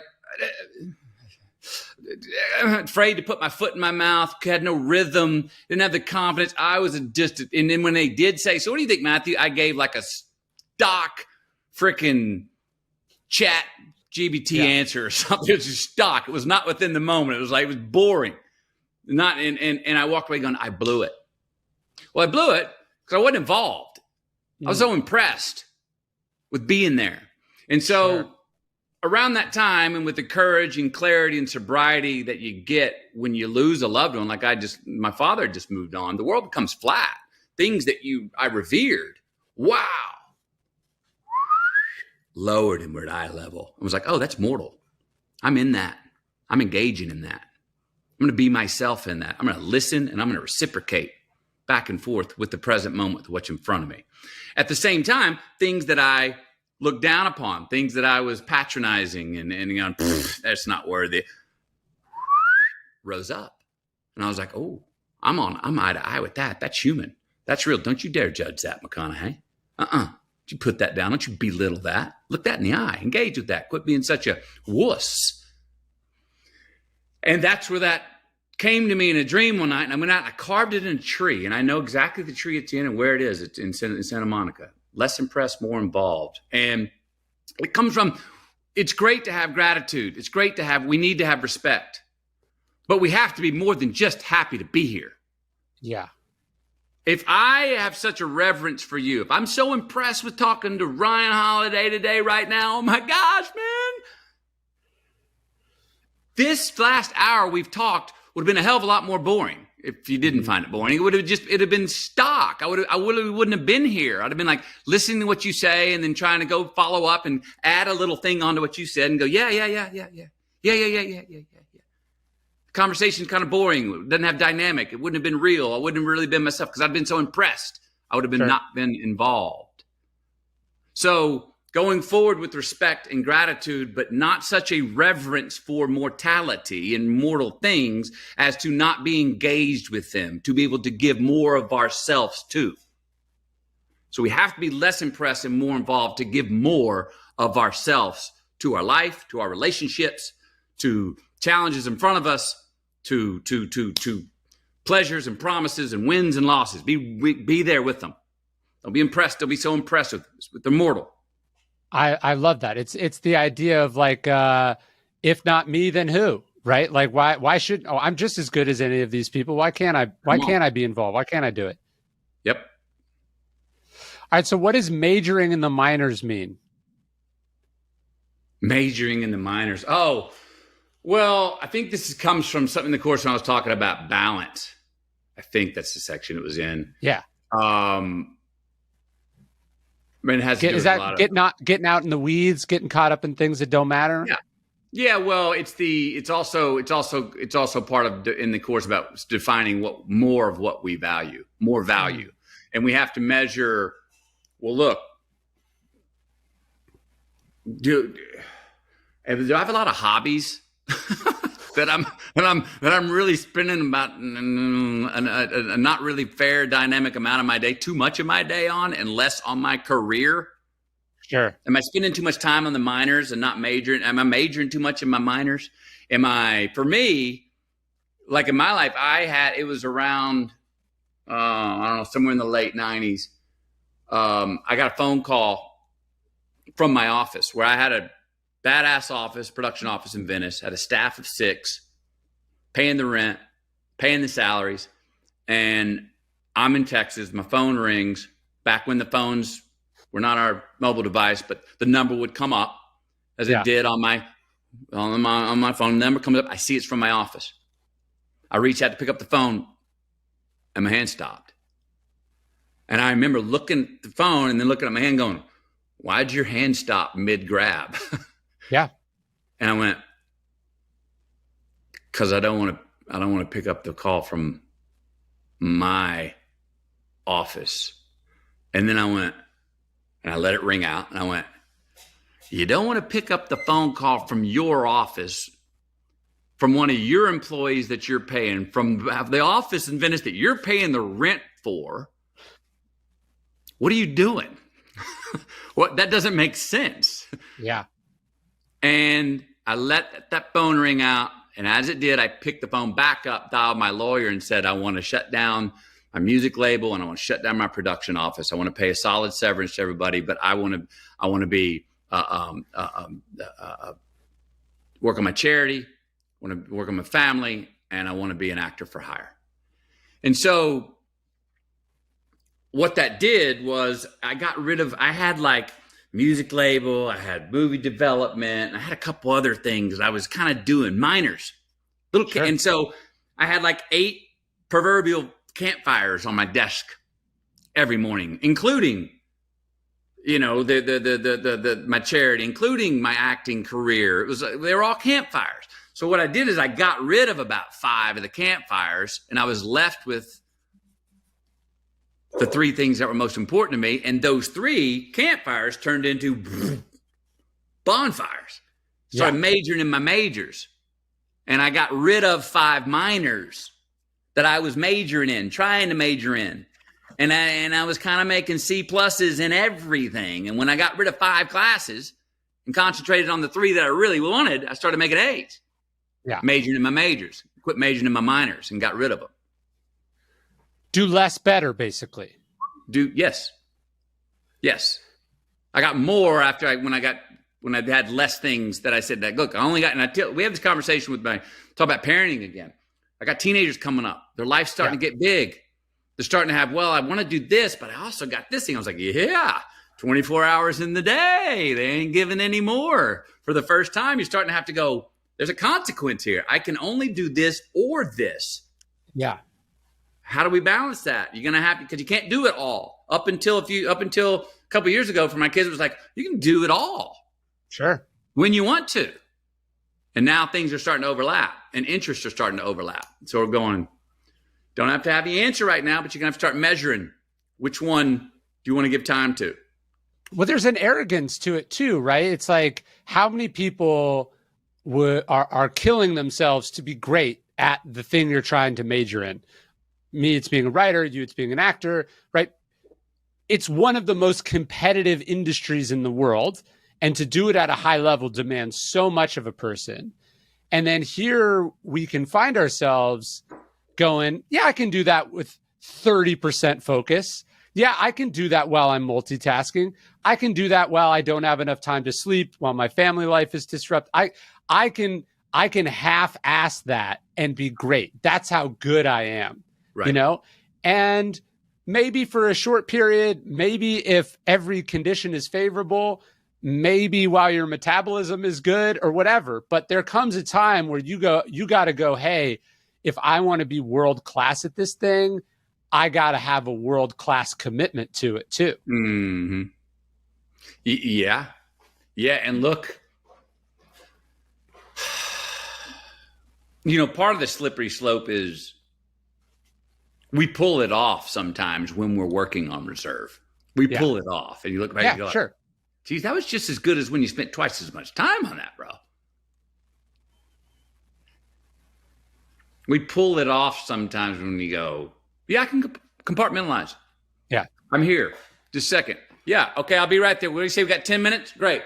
Let me check out into the rest of my world and re-enter. But it starts to leak. It's a fine line right there where that doesn't start to leak because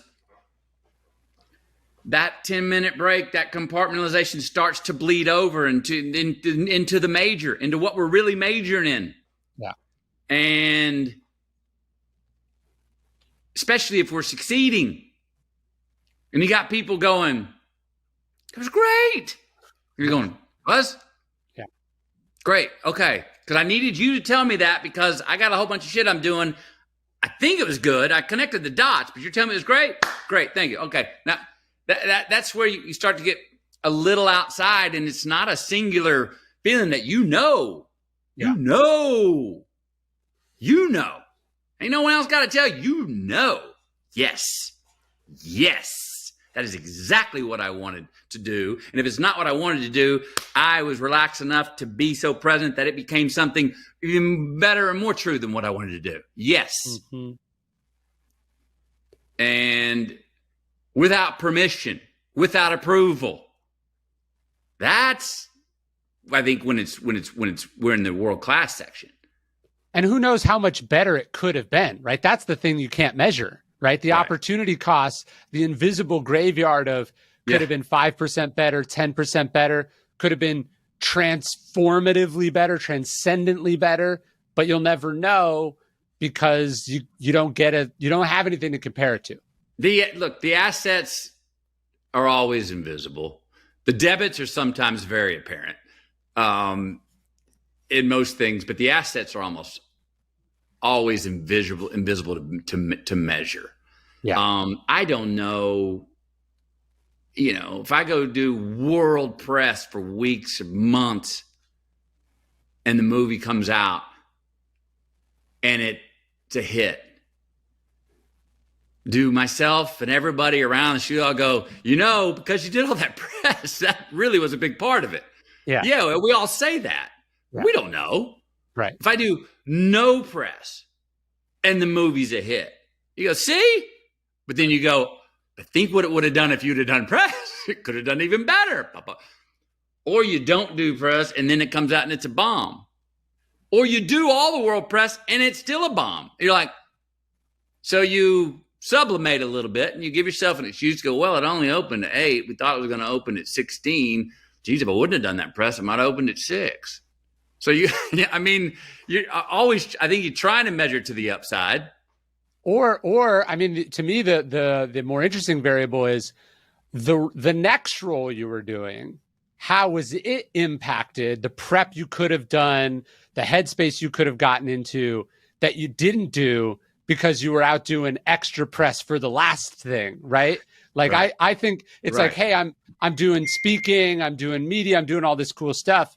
What I'm not doing is reading. What I'm not doing is thinking. What I'm not doing is growing. I'm not doing the stuff that actually adds up to the finished product later on. But the cause and effect is so much less measurable. Well, it goes back to what you were saying earlier, what you're working on this year, just the doing of and F the result. Yeah. And just dispatch true stuff for you, and it lands where it lands. And you might be right on it. I mean, there's versions of saying, what do you mean press? What do you mean package? What do you mean market? I just do and dispatch. And people come to it if they come to it. I mean, there's purity in that too. Sure. We're going, I put it out, it's true. I didn't need it to reciprocate and tell me, hey, we approve. I'm just dispatching. Trust me, I know I've had successes. I've told you that story, I think, in the work we did in Dallas Buyers Club. Jared Leto and I met on the last day of set when the last scene was done, and they yelled, cut, that's a film wrap. We went, hey, how you doing? Matthew. He said, Jared. And people go, what do you mean that's when you met? We talked the entire time, but he was always talking me through the lens of his character, Rayon, and I was talking to him through the lens of Ron Woodruff, and he was always stealing shit from me like Rayon would do to me, and we were kind of through that lens, and it was fun. Yeah. And we didn't want to break that wall. Now, what did that mean?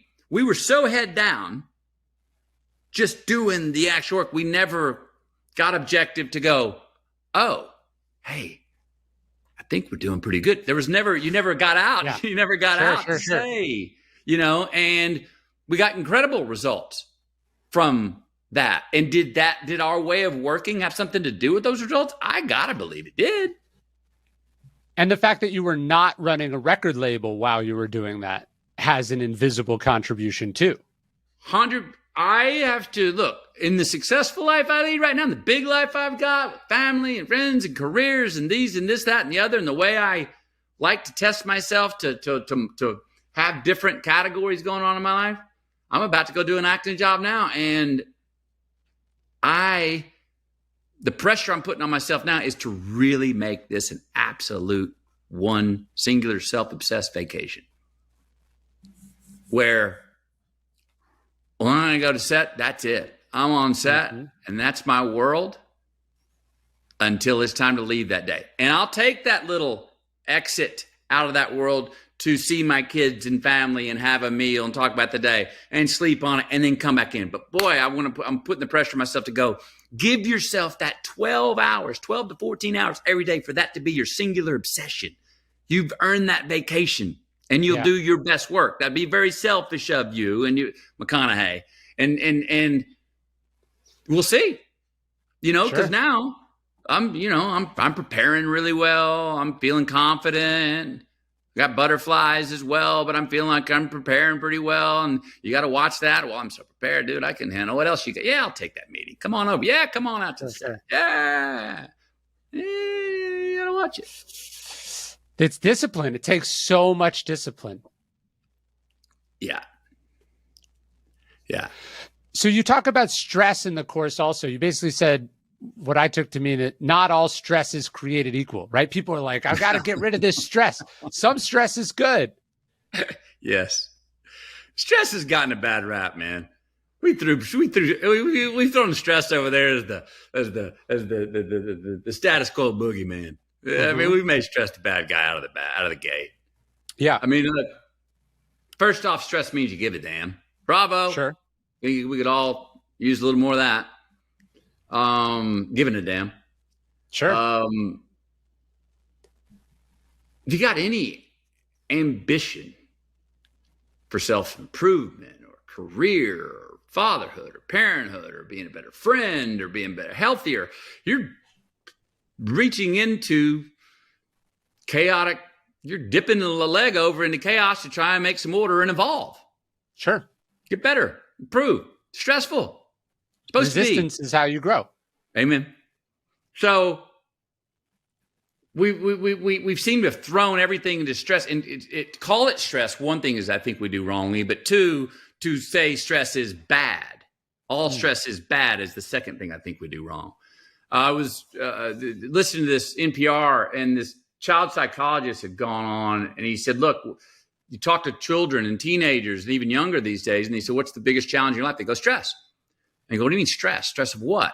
And the litany of things that they were stressed about were, I don't make as good a grades as Susie. I don't have as cool of shoes as Bobby. I'm not as good at this sport as Jenny. And he was like, well, that's not actually stress. That's envy. And when the children went, envy, they all of a sudden felt like, oh, I can deal with that. Sure. I can deal with envy. I felt I was drowning under what I was calling stress, but to call it what it really is became a different thing and gave stress a break, and they were able to deal. Sure. The second half of that is, again, what we were talking about earlier, just a minute ago, that there's a lot of good stress we have. Yeah. You're supposed to have it. And then there's some things you don't need to be stressed about. One of the expressions that I heard that was life-changing for me, again, it's a little privilege, but they said, if money can fix the problem, you don't have a problem, right? So a lot of times we're stressed about things that we could easily solve. We're just being cheap, or we're being lazy, or, whatever. Like, I remember I was talking to a friend during the pandemic. Money can wait.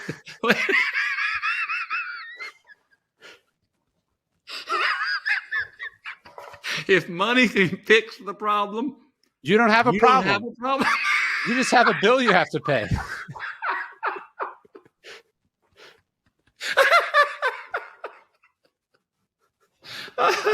That's tremendous.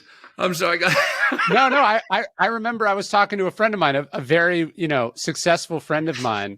And he was like, this is during the pandemic. He was like, do you wear a mask when you go to the grocery store or whatever? And I was like, why are you going to the grocery store? Like, you can get this shit delivered at this point. Like, it's 2022 or 1 or whenever it was. Like, you are stressing about a thing that is way below your pay grade at this point. And you could eliminate a lot of that stress by automation or outsourcing or whatever. That is so Iron Maiden of you.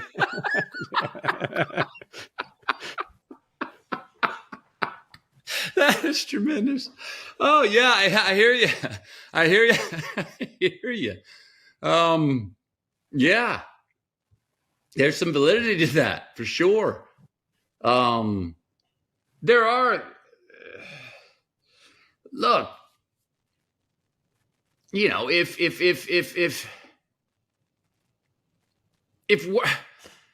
there are places where I would say if you got courage, then stress is not the problem. If you're willing to work at it, then stress is not the problem. If you I'm willing to forgive, then stress is not the problem. I mean, there's a lot of different values that if we leaned into more, stress wouldn't become the problem. They'd become.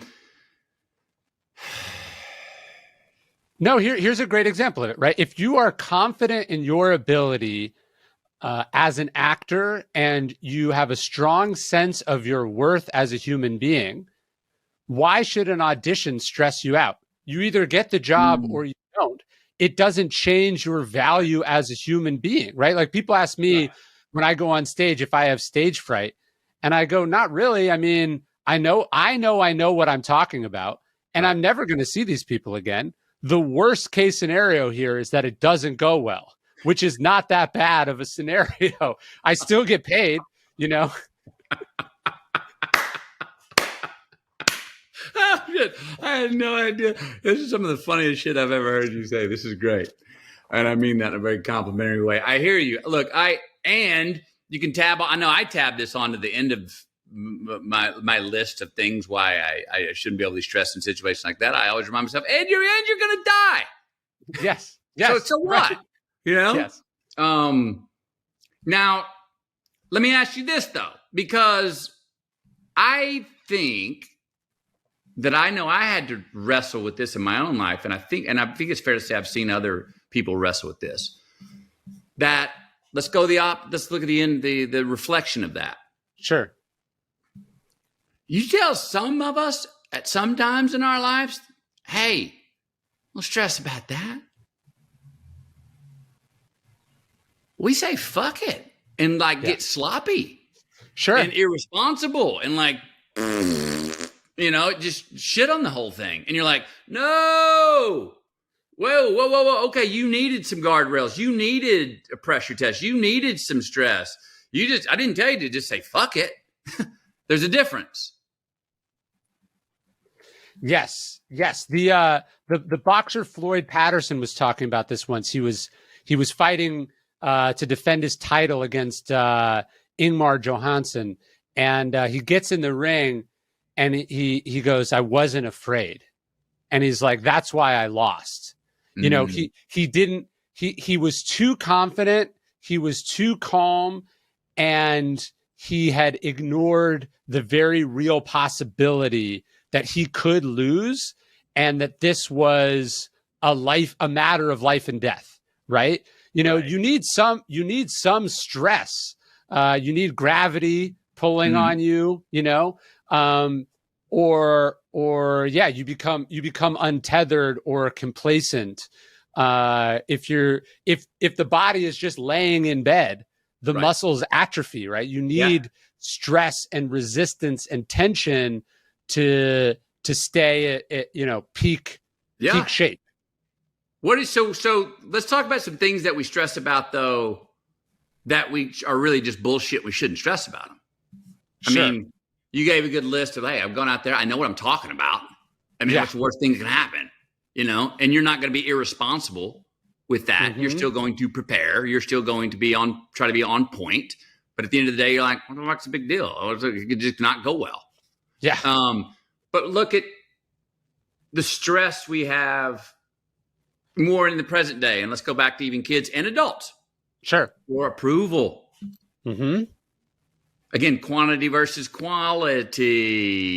I want more approval means more likes. Mm-hmm. Okay. From the strangers or from the people that you know and you really care about. I mean, you see people dispatch, and I want to say it's not just kids. Again, I want to be clear about that because we do it as adults.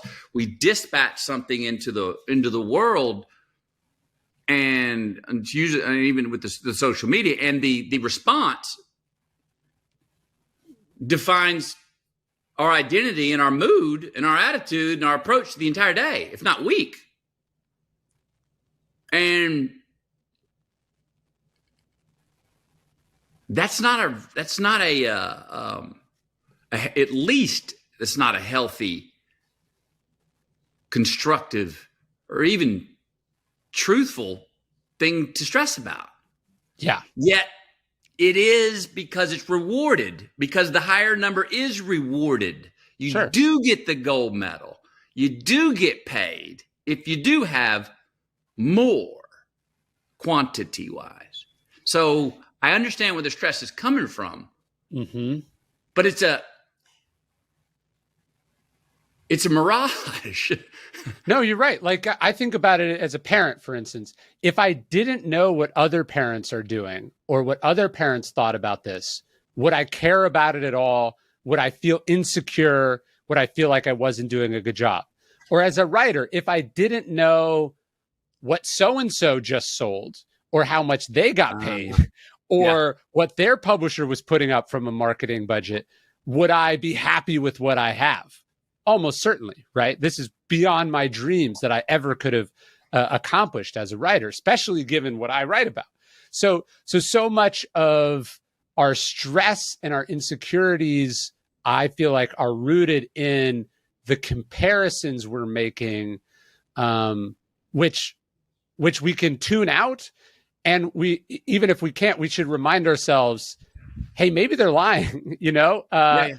You know, I think about things that have been announced about me, how many copies I've sold or how much money I made or whether I did this or that. And I go, that wasn't right. That was inflated by 20% or 30% or whatever it was, right? Yeah. And I go, okay, so when I see somebody else's thing that makes me feel insecure, let's give a little haircut to it.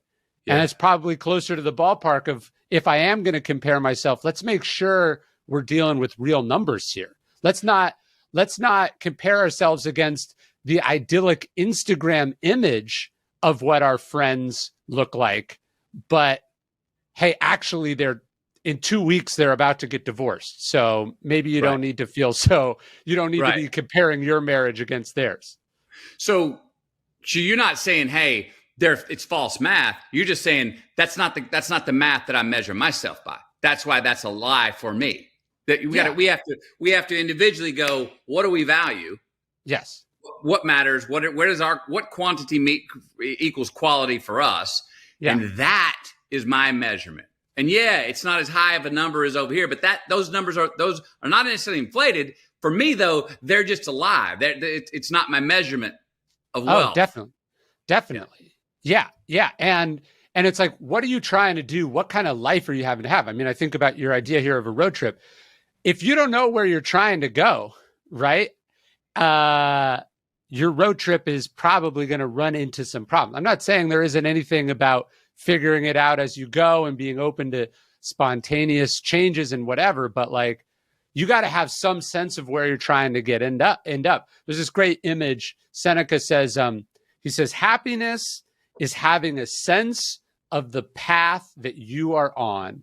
And he says, not being distracted by the paths that crisscross yours, especially the footprints of those who are hopelessly lost.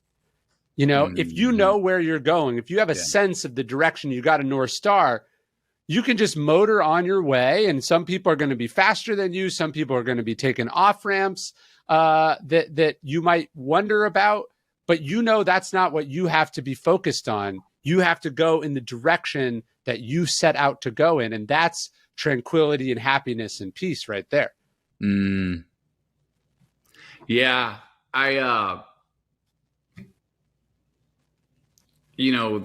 never heard that Seneca quote, but that's what in my travels, a similar thing I've gotten understanding from communities and people, that from billionaires to people who didn't have electricity, and tribes in third world countries, seems like whatever definition of happiness is having something to look forward to, which is a version of what you did. Seneca, or values, having values that you are oriented around.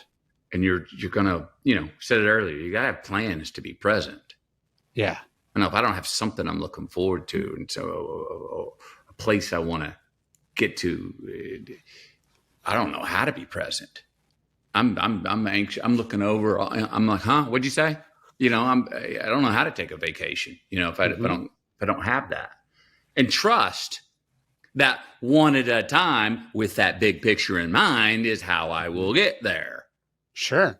That mile marker one at a time.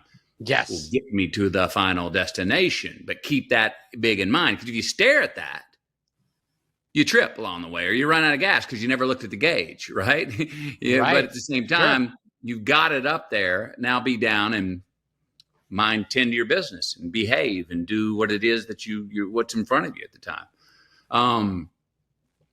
I do like the leniency of letting yourself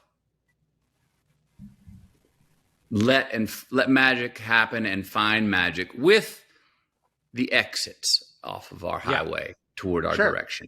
And the basic sort of kindergarten way that I try to scale my perspective when I do this, it seems to work better than when I don't, is, hey, just pick out north, south, east, or west, right? Just go that direction. And pretend your highway's got 16 lanes, bro, and you can swerve. You can get all the way over in the left lane and be doing 120 with barefoot out the window and cruise, happy for you. You can swing it all the way back to the far right lane and be cruising at maybe 30 miles an hour in a 70 just because you need to take some time over here and put it at 10 and 2 and get your shit together. Yeah. You know, you may even pull over and have to do a little maintenance. Definitely have to pull off and get some refuel sometimes. And get off that feeder. Go ahead and venture off.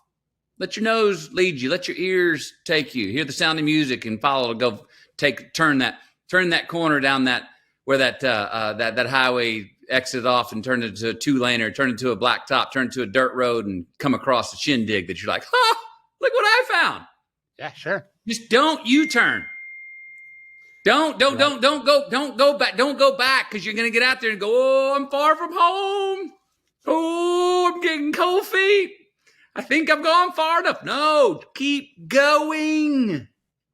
Keep going. I think what we do, most of us, myself included, is turn back too quick. Yeah.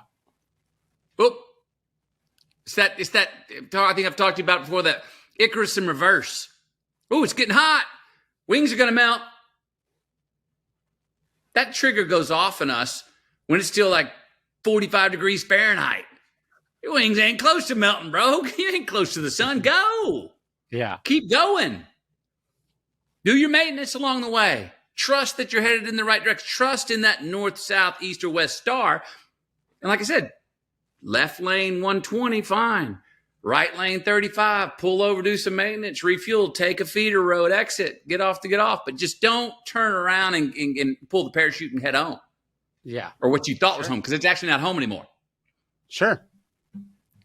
Yeah, and you got to be open. You don't know. I can't imagine that your plan last year involved you lobbying both parties of Congress in the light of a terrible tragedy. You know, you helping pass very significant and I think groundbreaking legislation that hopefully will have some serious impact. That wasn't an off-ramp that you had planned, but you had the resources because you weren't so bogged down and you had the values to be able to go, this is something I got to stop off and do.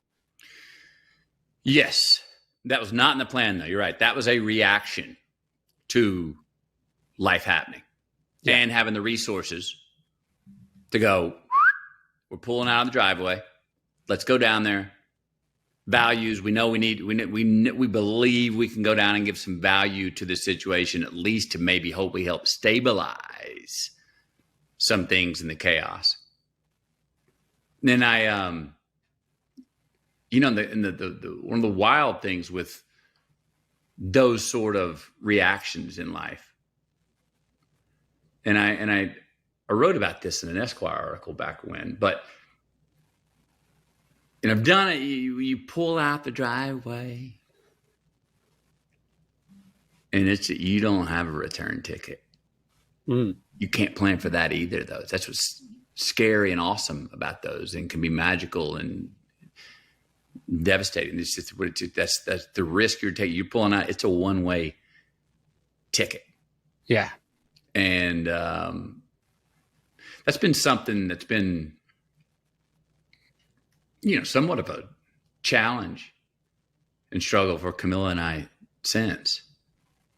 That could have easily, and in some ways still could, to become a full-time, singular obsession. Sure. I tell you what. What challenge that I did not foresee from that. To revisit it, and it's probably why I won't be able to talk much longer about it here. To revisit it gets heavy. Yeah. And dark and sad. Yesterday was like a tough day, especially for Camilla. Yeah. The anniversary.